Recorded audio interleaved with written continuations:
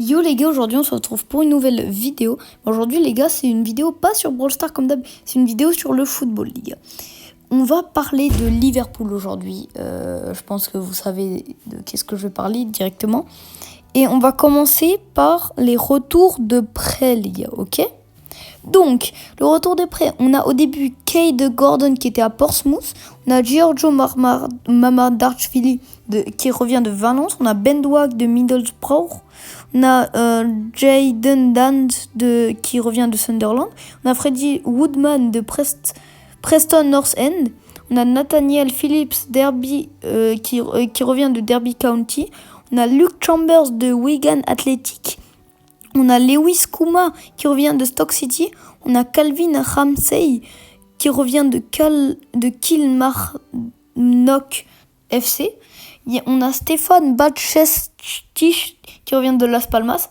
On a Royce Winmas qui revient de Morecambe. Déjà les gars, ça c'est juste pour les prêts.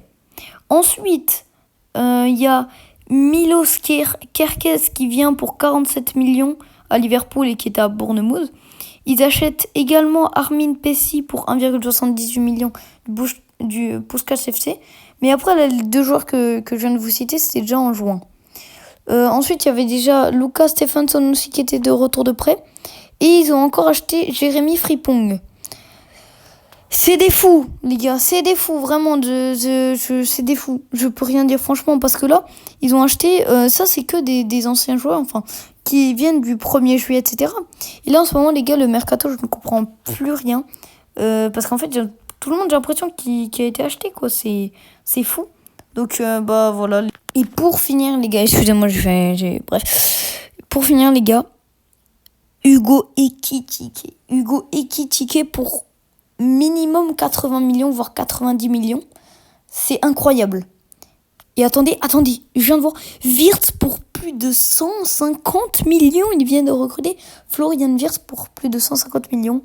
C'est fou en fait. Genre le mercato de Liverpool est fou. Et pour le fair play financier, je comprends pas trop. Je me demande s'ils pourront ou pas avoir tous ces joueurs. Ou alors le fair play financier du coup va venir et bam, hop, ils vont enlever tous les joueurs.